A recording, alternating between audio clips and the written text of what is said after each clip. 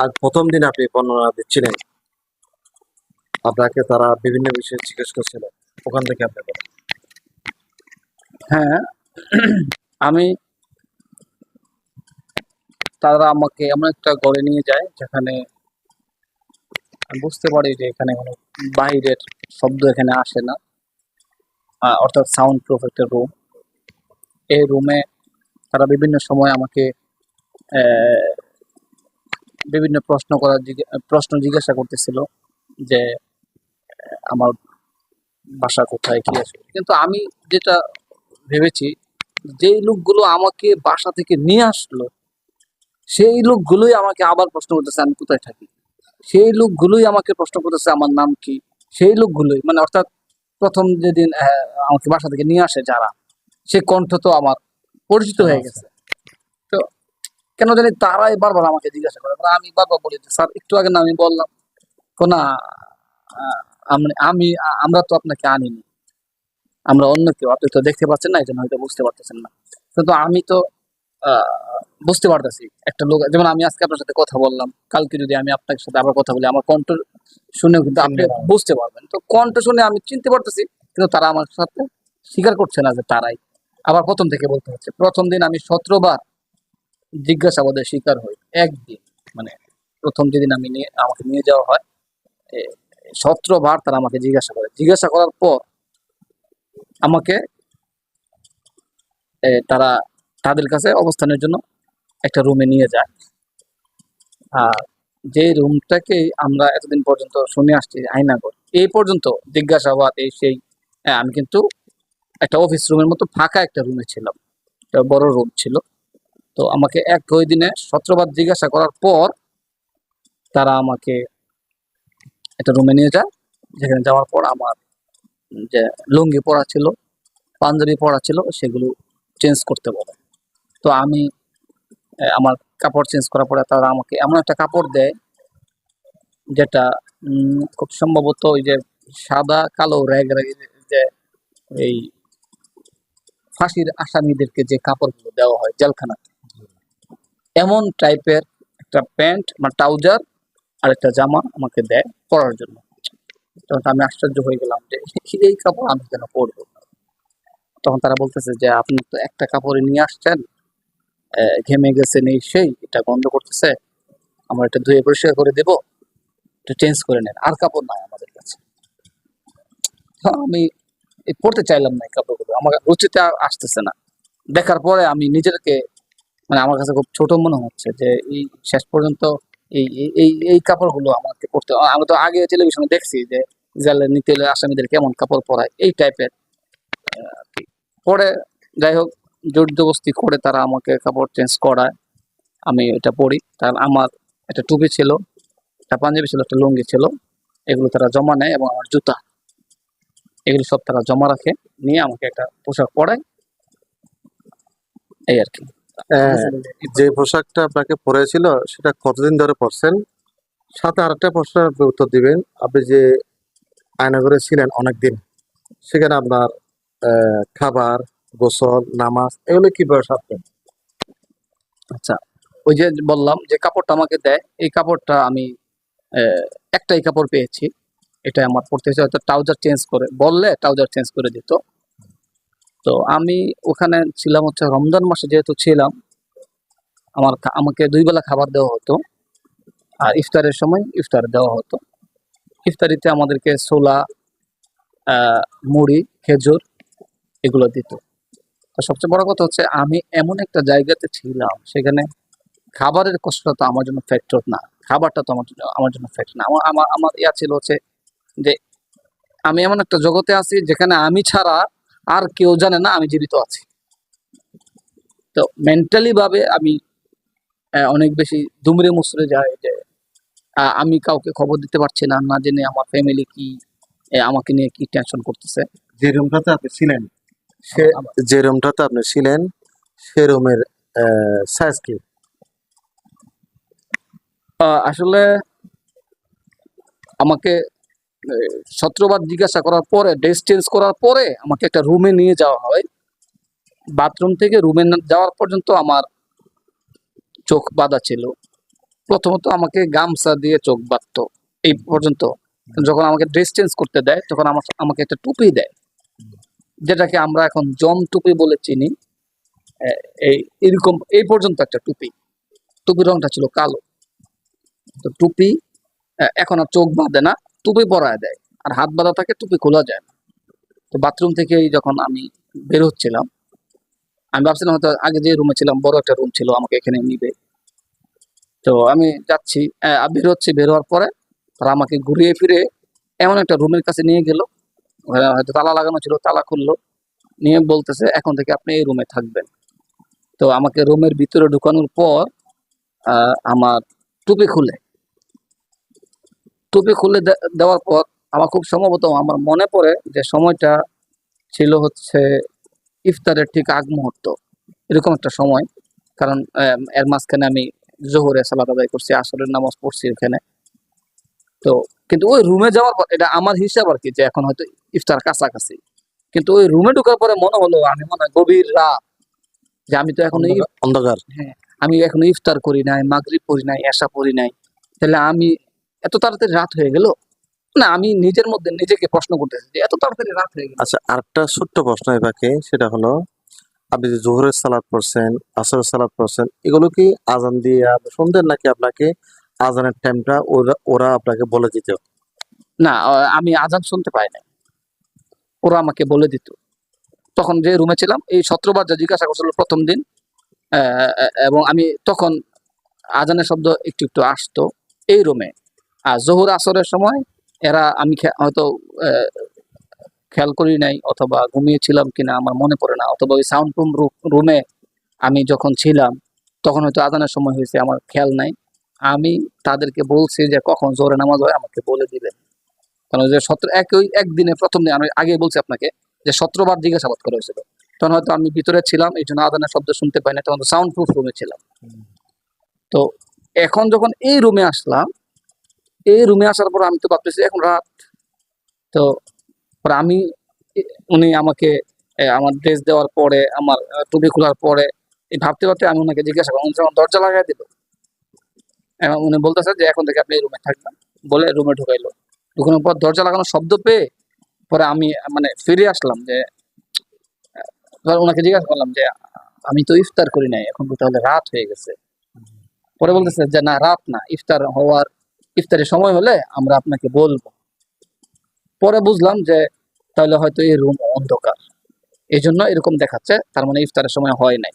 ঠিক আছে, আমি আহ, তখন আমার নিজের দিকে তাকাচ্ছি, আমার ড্রেস তখন তো অন্ধকার, বাথরুমে তো আলোতে দেখছি, অন্ধকারে দেখি যে আমি আমাকেই দেখতে পাচ্ছি না। দেয়ালগুলোর দিকে তাকাই, খুব সম্ভবত দেয়ালের রং ছিল কালো, এমনিতেই অন্ধকার, আরো ছিল কালো, সম্ভবত আমি জানি না, নেভি ব্লু থাকতে পারে, কারণ তখন তার বুঝতে পারতেছিলাম না।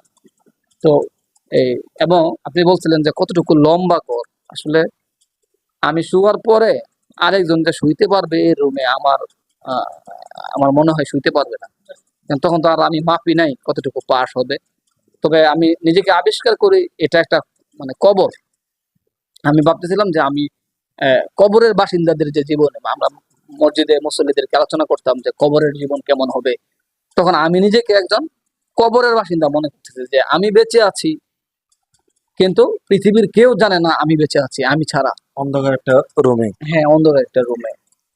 আবার অনেকে প্রশ্ন করতে পারেন, যেমন আপনি জিজ্ঞাসা করতে পারেন যে রুমে লাইট ছিল কিনা, ফ্যান ছিল কিনা, কিছুই ছিল না। প্রচন্ড গরম, কেন নাই? ফ্যান নাই, লাইট নাই, কিচ্ছু নাই, এবং প্রচন্ড গরম ছিল। আহ, খাবার যে দিত আমাদেরকে, দরজার নিচে এরকম 2-3 ইঞ্চি ফাঁকা ছিল, এটা দিয়ে একটু বাতাস আসতো। যখন অস্থির হয়ে যেতাম গরমের জন্য, তখন আমাদেরকে যে একটা বালিশ, একটা কম্বল দেওয়া হয়েছিল, এটা সরায় দিলে সামনে থেকে, দরজার সামনে সরালে নিচে দা একটু বাতাস আসতো। এইটুকু বাতাস নিয়ে নিজেকে শান্ত করতাম। যদিও আসলে তখনকার এই সময়টা তো বাতাসও আমাকে শান্ত করতে পারবে না, কারণ আমার মনের মধ্যে যে চলতে, যে ঝড়, এটা তো এই বাতাসে আমাকে নিবারণ করবে না। তো যাই হোক, আমি ওখানে ছিলাম, এমন একটা রুম যেখানে নিজেকে কবরের বাসিন্দা হিসেবে নিজেকে আবিষ্কার করি। এবং আপনি যেটা বলছিলেন খাবারের যে বিষয়টা, আমাকে ইফতার দিত, এবং সন্ধ্যার সময় যে খাবার এটা দিত, সাহারির সময় যে খাবার দিত, আর আগে থেকে আমি একটু খাবারের প্রতি দুর্বল, যে কোনো খাবার খেতে পারি না।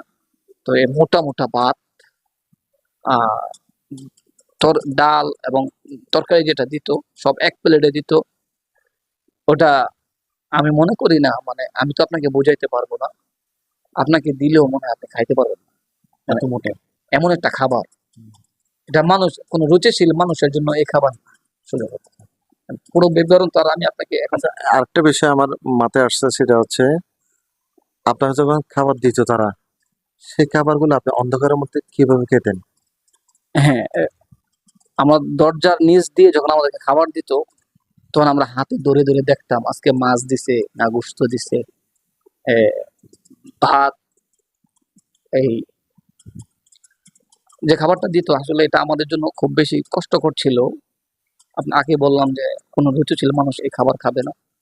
আর আমরা তখন জোর করে খেতাম, একদিন দুই দিন খাবার খাইনি, এই জন্য আমাদেরকে, আমাদের প্রতি খুব খারাপ আচরণ করতো। এবং খাবার প্লেটে খাবার থাকলে খুব বাজে ব্যবহার করা হতো। তো এরকম ছিল, রুমের মধ্যে যে ফালায় রাখবো খাবারটা, এটা তো আবার আমাকেই মানে কষ্ট দিবে। খাবারও ফালাইতে পারতাম না, খাইতেও পারতাম না। আর তখন এই খাবার খাওয়াও যাইতো না। যে খাবারটা তারা দিত, এটা আমি আমি অভ্যস্ত না এই খাবার খেয়ে। আমি জানি না তারা কি কারণে আমাকে এই খাবার দেওয়া হতো, আর আমার এমন কি একটা অপরাধ ছিল যে কারণে আমাকে এমন খাবার দেওয়া হতো। আমি আসলে এটা বুঝতে পারতেছি না, বা তখনও বুঝতে পারি নাই যে এমন আচরণ একটা মানুষকে, তো মানুষের শত্রু হইলেও মানুষকে খাইতে দেয়, ভালো খাইতে দেয়, কিন্তু আমাদের সাথে যে আচরণ, আমার সাথে যে আচরণটা ছিল, এই খাবারের যে নির্মমতা, এটা আমি এখনো ভুলতে পারি না। মাঝে মধ্যে আমি ভাবি যে কি কারণে তারা আমার প্রতি এই আচরণ করছে, আমি এখনো ভেবে কুল পাই না। আপনি কি এই ফাঁকে আপনি গোসল করার কোনো সুযোগ থাকতো ওখানে ওই রুমে? আমাদেরকে যে আমাকে যে বাথরুমে নেওয়া হতো, সেটা গোসলখানা, প্রস্রাবখানা, বাথরুম একসাথেই আর কি ছিল। একটা রুম, বড় একটা রুম ছিল। আমরা সেখানে গোসল করতে পারতাম। গোসল করার সময় আমাদেরকে গামছা দেওয়া হতো। গামছা পরে গোসল করে আমাদেরকে যে ড্রেস দেওয়া হতো, এই ড্রেস পরতাম। কখনো যদি ড্রেসে নাপাকি লেগে যেত, বললে তখন তারা আহ, দিত চেঞ্জ করার জন্য। কিন্তু এক ড্রেসে বেশিক্ষণ থাকতে হতো আর কি। আমরা কিন্তু এতক্ষণও জানতে পারলাম না যে আপনাকে কোন উদ্দেশ্যে, কোন কারণে আপনাকে গ্রেপ্তার করে ওখানে নিয়ে গেল, এবং আপনি কখন জানতে পারছেন যে আপনাকে এই কারণে গ্রেপ্তার করছে, কি কারণ ছিল, সেটা আমরা দর্শক শ্রোতারা এখনো আমরা জানলাম না। আসলে আপনার দর্শকদের উদ্দেশ্যে আমি বলতে চাই, আমি প্রথমত বলে রাখি যে আমি কতদিন ছিলাম এখানে, এটা না বলে ক্লিয়ার হবে না। আমাকে রমজানের দ্বিতীয় রমজানে নিয়ে যাওয়া হয়, 28 রমজানে সম্ভবত ওরা আমাকে ওখান থেকে বের করা হয়। তো প্রায় 26 দিন আমি এখানে বন্দি ছিলাম। এই বন্দি থাকা অবস্থায় আমি নিজেও জানতাম না কি কারণে আমাকে নিয়ে আসা হয়েছে এখানে। তবে তাদের প্রশ্নের আলোকে আমি তো যতদূর বুঝতে পারলাম যে তারা আমাকে কোনো একটা সংগঠনের সাথে সম্পৃক্ততার কথা আমার কাছ থেকে জানতে চায়।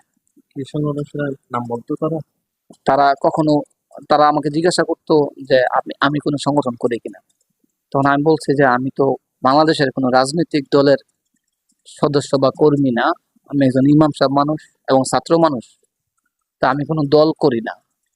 তো তারা মাঝে মধ্যে আমাকে জিজ্ঞাসা করতো, আপনি তো জঙ্গি, আপনি খুতবাতে আপনি যেভাবে কথা বলতেন, আপনি তো এই দেশে দাঙ্গা হাঙ্গামা করতে চান, আপনি পীর মাশায়েখদের বিরুদ্ধে কথা বলেন, খুতবাতে নাকি আমরা পীর মাশায়েখদের বিরুদ্ধে কথা বলছি। আমার জানা মতে এবং কি আমার মুসল্লিদের থেকে আমি তাদেরকে এটাও বলছি যে আপনারা আমাকে যে বিষয়ের সাথে সম্পৃক্ততা দেখাতে চাচ্ছেন, ফাইনালি তারা আমাকে প্রায় সময় নাম ধরে ধরে বলতো, আপনি কি জসিমউদ্দিন রহমানী ওনার দলের কর্মী কিনা। আমি বলছি ওনাকে আমি দেখি নাই কোনোদিন, ওনার সাথে আমার দেখা হয় না, ওনার কোনো দল আছে কিনা এটাও আমি জানি না। আবার মাঝে মধ্যে বলতো, আপনি বাংলাদেশের কোনো জঙ্গি সংগঠনের সাথে সম্পৃক্ত কিনা। তো আমি বললাম যে বাংলাদেশের মাটিতে সর্বপ্রথম যারা জঙ্গিবাদের বিরুদ্ধে কথা বলে তারা হচ্ছে, আপনি আপনি জেনে থাকবেন, ডক্টর মুজাফফর বিন মুহসিন 2005 সালে জঙ্গিবাদের বিরুদ্ধে একটা প্রবন্ধ লিখে তিনি পুরস্কার পেয়েছিলেন। আহ, এবং আমার আমার আমার বড় ভাই আহলে হাদিস যুব সংঘের, উনি গাজীপুরের সাধারণ সম্পাদক ছিলেন একটা সময়। আমার আব্বা ছিলেন আহলে হাদিস আন্দোলনের গাজীপুর জেলার সভাপতি। তো ব্যক্তিগত এবং পারিবারিক ভাবে আমরা আহলে হাদিস আন্দোলন বাংলাদেশের সাথে আমাদের সম্পৃক্ততা না থাকলেও কোনো ভাবে, যেহেতু তারা সাংগঠনিক কার্যক্রম, আমি সংগঠনের ফর্ম পূরণ করে সংগঠনের কর্মী হই নাই, বিষয়টা এরকম না। কিন্তু তাদের মতাদর্শে আমরা বিশ্বাসী ছিলাম এবং তাদের বিভিন্ন আলোচনা অনুষ্ঠানে আমরা যেতাম। তো সেক্ষেত্রে আমি বলছি, আমাকে যখন জিজ্ঞাসা করছিল আপনার আমিরের নাম কি, তখন আমি বলছি যে আমার আমির ডক্টর আসাদুল্লাহ আল গালিব হাফিজাউল্লাহ। তখন তিনি বললেন যে না, আপনার আমির তো জসিমউদ্দিন রহমানী। পরে আরেকজনে বলছে যে না, জসিমউদ্দিন রহমানী হইলো গ্লোবাল জিহাদি সংগঠনের আধ্যাত্মিক গুরু, এভাবেই বলছে কথাটা। উনি হচ্ছে গ্লোবাল জিহাদি সংগঠনের আধ্যাত্মিক গুরু, উনি উনার আমির না, উনারা সারারাই। তা আমি বললাম যে এদের সাথে আমাদেরকে কেন আপনারা সম্পৃক্ততা করতে চান? আপনি যদি বলেন যে আমি জঙ্গির সাথে সম্পৃক্ত বা ওনারা জঙ্গি, তাহলে আমি বলবো এটা, যদি আপনারা জঙ্গি নির্মূলের জন্য, আমি এই কথাটা বলছি তাদেরকে বারবার এবং ব্যর্থহীন ভাবে এটা বলছি, যদি আপনি মনে করেন আমি জঙ্গি, তাহলে আমি বলতে চাই যদি জঙ্গি নির্মূলের জন্য আমাকে নিয়ে আসেন তাহলে আপনারা ভুল করছেন। কারণ আমার এলাকাবাসী, আমার মসজিদের মুসল্লি, আমি যে খুতবাগুলো দিতাম, খুতবাগুলো আমার রেকর্ড হইতো, প্রত্যেকটা খুতবা আমার রেকর্ড ছিল, আপনারা রেকর্ড শুনতে পারেন, আমার ল্যাপটপে প্রত্যেকটা খুতবা রেকর্ডিংও ছিল। সেখানে আমি বলছি এইভাবে যে এদেশের মানুষের ব্লাড পরীক্ষা করার জন্য শরীর থেকে রক্ত বের করে পরীক্ষা করে গ্রুপ নির্ণয় করে যে এই এ পজিটিভ, বি পজিটিভ। তো আমাদের রক্ত পরীক্ষা করলে আমাদের রক্তে মিশে আছে জঙ্গিবাদ বিরোধী নীতি। আমরা জঙ্গিবাদকে নির্মূল করার জন্য কাজ করতেছি। এদেশে জঙ্গি বলতে কোনো কিছু নাই, যদি থাকে আমরা সেটা নির্মূল করতে চাই। আমরা তাদেরকে এভাবে বলছি, এমনকি মসজিদে আমি 1000 মুসল্লি আমার মসজিদে জুমা সালাত আদায় করতো, আমি তাদেরকে জঙ্গিবাদের বিরুদ্ধে বারবার তাদেরকে আলোচনা করছি। অফিসারদেরকে বললাম যে আপনারা যদি জঙ্গিবাদ নির্মূলের জন্য আপনি আমাকে ধরে নিয়ে আসেন, তাহলে আমি বলবো আপনারা সরকারি টাকা পয়সা খরচ করে এদেশে জঙ্গিবাদকে প্রতিষ্ঠা করার জন্য কাজ করতেছেন। কারণ আপনারা যদি জঙ্গিবাদ নির্মূলের জন্য কাজ করে থাকেন, তাহলে আমি জঙ্গিবাদ বিরোধী, আমাকে ধরে নিয়ে এসে আপনারা আমাকে জঙ্গি বানাতে চাচ্ছেন, তাহলে আসলে আপনারা জঙ্গিবাদকে নির্মূল করতে চান না, জঙ্গিবাদের চাষাবাদ আপনারাই করতেছেন। এইটা আমি বলছি। তারপর আমার প্রতি তারা নির্যাতনের স্টিম রোলার চালিয়েছে, আমাদেরকে অবর্ণনীয় নির্যাতন আমার উপর করেছে। কেন আমি কথা বলি এটা? নির্যাতনের বিষয়টা একটু পরে আসতেছি। যেটা শেষ করি, মূলত তারা আমাকে জঙ্গিবাদের সাথে সম্পৃক্ততা দেখানোর চেষ্টা করেছে। আপনাকে যে কদিন ছিলেন আয়নাঘরে, এর মধ্যে আপনাকে জিজ্ঞাসাবাদ কতদিন করছে? আমাকে সর্বশেষ যেদিন বের করে নিয়ে আসে ওই দিন পর্যন্ত আমাকে জিজ্ঞাসাবাদ করছে। প্রথম দিন 17 বার জিজ্ঞাসাবাদ করছে, তারপরে কন্টিনিউ 2 ঘন্টা, 1 ঘন্টা পর পর, 4 ঘন্টা, 5 ঘন্টা পর পর তারা ওই সাউন্ড প্রুফ রুমে নিয়ে আমাকে জিজ্ঞাসাবাদ করে। জিজ্ঞাসাবাদ যখন করে তখন আপনার শারীরিক কিভাবে নেয়? আপনার চোখ বন্ধ করে, হাত বন্ধ করে এভাবে নেয়, নাকি আপনাকে কিছু দেখার সুযোগ দেয় তারা? না, ওখানে এই জমটুপির উপর দিয়ে আবার গামছা বেঁধে দিত, হাত তো বাঁধাই থাকতো, আর ওখানে দেখার কোনো সুযোগ নেই। আমি কাউকে দেখতে পারি নাই ওখানে। আর জিজ্ঞাসাবাদ করার সময় তাদের আচরণটা মারমুখী আচরণ ছিল। এবং আমি যেখানে ছিলাম আসলে এটা যারা আয়নাঘরে ছিল, অসংখ্য মানুষ তো আয়নাঘরে ছিল, আমি যখন বলতেছি এই কথাটা তারা হয়তো বুঝতে পারতেছে যে তখনকার সিচুয়েশনটা কেমন ছিল। আপনি যদি আমাকে জিজ্ঞাসা করেন কিভাবে আমাকে নির্যাতন করছে কিনা, এই প্রশ্ন হয়তো আপনার মনের মধ্যে আছে। তো আহ, এই ওখানে আমাকে জিজ্ঞাসাবাদ করতো একই প্রশ্ন বারবার, আমার নাম কি, এই প্রশ্ন দৈনিক আমাকে 50 বার করা হতো। নামটাও? হ্যাঁ, বাবার নাম, এই ঠিকানা, বারবার একই প্রশ্ন করে তারা আমাকে ব্ল্যাকমেল করতো এবং দেখতো আমি কি মিথ্যা বলি কিনা। আচ্ছা, এই পর্যায়ে আমি আপনাকে প্রশ্ন করব, আপনাকে শারীরিকভাবে নির্যাতন করছে কিনা তারা? নির্যাতন যদি করে, কোন ধরনের ছিল? আসলে আমরা যেখানে ছিলাম সেখানে আমরা যে আছি জীবিত, এটা তো পৃথিবীর কেউ জানতো না। তো সেই ক্ষেত্রে তারা তো এটা নিশ্চিত ছিল যে আমরা জীবিত আছি, এটা কেউ জানে না। এই জন্য এমন কোনো হীন কাজ নাই তারা করে নাই। এখন আপনি বিবরণ যদি পুঙ্খানু কোনো বিবরণ জানতে চান, থেকে 3টা নির্যাতনের ব্যাখ্যা সহ দেন, আমার দর্শকরা সেই ব্যাখ্যাটা জানতে চায়। আসলে আয়নাঘরে নির্যাতন বলতে কি, কে কেমন নির্যাতন করে? তারা বন্দীদের অবস্থা চিন্তা করে এক একজনের উপর এক এক ইয়া অ্যাপ্লাই করে থাকে। তো আমার ক্ষেত্রে যেটা হয়েছে, তারা যখন বুকে লাথি দিত তখন আমরা বলতাম, এটা আমার ফ্যামিলিও জানে না এখনো পর্যন্ত। আজকে ফার্স্ট টাইম হয়তো আপনাকে বলতেছি, তারা এটা জানলে মনে কষ্ট পাবে। এ পর্যন্ত আমি কাউকেই বলি নাই ভিতরকার এই কাহিনীগুলো। বিশেষ করে আমার আম্মা যখন আসার পর আমাকে জিজ্ঞাসা করছে, বা জেলখানায় আমি যখন ঘুম থেকে বের হই জিজ্ঞাসা করছে, তখন আমি বলি যে যে না, আমার সাথে কোনো খারাপ আচরণ করে নাই। মূলত তাদেরকে এটা বোঝাতে চাচ্ছিলাম যে তারা আমার এই গভীর ষড়যন্ত্র, সরকারের বা এই বাহিনীর গভীর এই ষড়যন্ত্র যেন তাদের কাছে প্রকাশ না পায় এবং তারা যেন কষ্ট না পায়। মূলত এখন আজকের এই ভিডিওর মাধ্যমে হয়তো আমার আত্মীয় স্বজন জেনে যাবে। তো মূলত কথা হচ্ছে তারা বন্দীদের সাথে এমন কোনো হীন কর্মকাণ্ড নাই যে তারা করে না। এক একজনের সাথে এক এক রকম আচরণ করে। তো আমার সাথে আমাকে যখন বুকে লাথি দিতে চাইতো তখন আমি বলতাম যে আল্লাহর ভয় দেখাইতাম, জাহান্নামের ভয় দেখাইতাম যে ভাই আমাকে লাথি দিবেন না, আমার এই সিনাতে আমি কোরআন, আমি কোরআনের হাফেজ, আপনারা আমার সাথে সেইভাবে আচরণ করেন। আমি একজন আলিমের ছাত্র, আমি একজন ইসলাম প্রচারক, নিজেকে দায়ী হিসাবে তৈরি করার চেষ্টা করতেছি, আপনারা আমার সাথে সেইভাবে আচরণ করেন, এমন কোনো আচরণ করবেন না যে আচরণে আল্লাহর পক্ষ থেকে শাস্তি আসতে পারে আপনাদের। তা আমি বারবার তাদেরকে এটা বলতাম, ভয় দেখাইতাম, কারণ অনেকেই ছিল মুসলিম, জিজ্ঞাসা করতাম তো, তো তারা মুসলমান ছিল, এই জন্য আল্লাহর ভয় দেখায়া আমি তাদেরকে স্মরণ করাই দিতাম।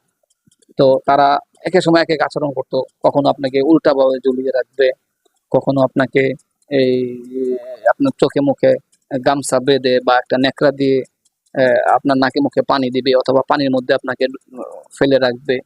এইভাবে অসংখ্যভাবে, মানে মূলত কথা হচ্ছে তাদের কথার সাথে একমত হওয়ার জন্য, তাদের দাবিকে মেনে নেওয়ার জন্য যে কোনোভাবেই তারা আপনাকে জোরপূর্বক হলে তো হলোই, অথবা এমনিতে যে কোনো লোভ লালসা বা যে কোনোভাবেই তারা তাদের কথাগুলোকে মেনে নেওয়ার জন্য বাধ্য করবে আপনাকে। করছে, এভাবেই করেছে, যারা গুম ছিল, যারা আয়না করেছিল তাদেরকে এরকম নির্যাতন করেছে। এখন এক একজনের নির্যাতনের বর্ণনা এক এক রকম হতে পারে, এইভাবেই ছিল আর কি। ওইটা নির্যাতনের একটা জায়গা এখানে, মানে আগেই বলছি আপনাকে, এমন কোনো হীন কর্মকাণ্ড নাই তারা করে নাই। জি স্যার। ঠিক আছে। আপনার আব্বা মা, ভাই বোন, যারা আপনার আত্মীয় স্বজন ফ্যামিলি মেম্বার ছিল, তারা কি জানতো যে আপনি আয়নাঘরে আছেন? জানলে তারা কি কখনো আপনার সাথে দেখা করার সুযোগ পেয়েছে কিনা, এই ব্যাপারে একটু বলবেন। আসলে আমি ছাড়া, আমি মনে করতাম আমি এবং যারা আমাকে গ্রেফতার করেছে বা ধরে নিয়েছে এরা ছাড়া তো পৃথিবীর কেউ জানতো না আমি জীবিত আছি। তো সাক্ষাৎ তো দূরে থাক, আমার আত্মীয় স্বজন আমাকে থানায় বিভিন্নভাবে আমাকে খুঁজে বেরিয়েছে, প্রশাসনের বিভিন্ন জায়গায় গিয়েছে। পরবর্তীতে আমি জানতে পেরেছি তারা আমাকে বলছে আমার জন্য লক্ষ লক্ষ টাকাও তারা খরচ করেছে। বিভিন্ন লোকজন প্রতারণা করে আমাদের কাছে টাকাও নিয়েছে যে আমার তথ্য দিবে এমন বলে বলে। আর আমার মেঝো ভাই, আমার ৪ ভাইয়ের মধ্যে আমার মেঝো ভাই ইসমাইল ভাই, উনি প্রায় সময় এসে গাজীপুরের যে হারিকেন রোডের এখানে ময়লার স্তূপ ছিল, এখানে তিনি ফজরের পরে ফজরের পরে তিনি এসে দেখতেন যে ময়লার স্তূপে আমার লাশ আছে কিনা। আমার লাশটাকে ফেলে রেখেছে কিনা। উনি অনেক প্রায় সময় এখনো মাঝে মধ্যে বলে আমাকে যে দাদা ময়লার ডাস্টবিনে তোমাকে খুঁজতাম। তো যেখানে আমার লাশ পাওয়ার জন্য আমার আত্মীয় স্বজন ট্রাই করতো, সেখানে যোগাযোগ করার মতো কোনো সুযোগ তো আর থাকে না।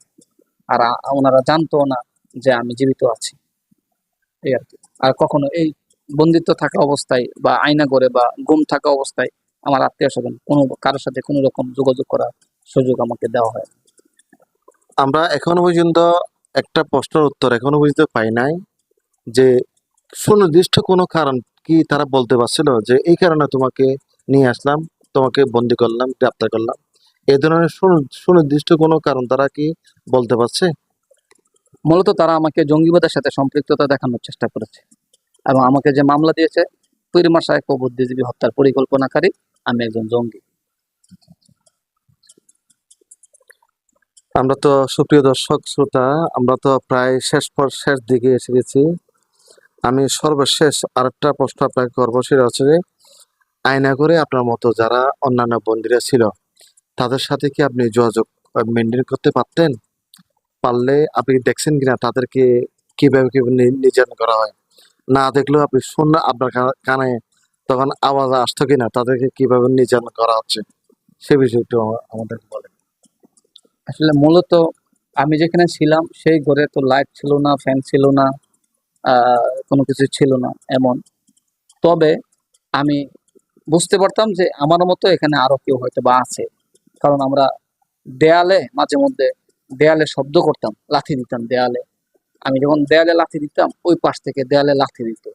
তখন বুঝতাম যে আশেপাশে এরকম আমার মতো আছে। আর একটু পর পর বাথরুমে নিয়ে যাওয়া হতো। নিচ দিয়ে পা ছাড়া তো আর কিছু দেখা যায় না। রুমের ভিতরে যখন আমরা থাকতাম প্রায় সময় আহ, কখনো চোখ বন্ধ থাকতো, কখনো চোখ খোলা থাকতো। যখন খোলা থাকতো আমরা দেখার চেষ্টা করতাম, জানার চেষ্টা করতাম যে এখানে আরো কোনো বন্দী আছে কিনা। কিন্তু তাদের সাথে কখনো ফেস টু ফেস বা চিনার মতো কেউ ছিল না, যোগাযোগ করার মতো কোনো সুযোগও নাই। কারণ আমার একদিন মনে পড়ে একদিন জুমার দিন, ওনারা আমাকে বলছে যে আজকে জুমার দিন।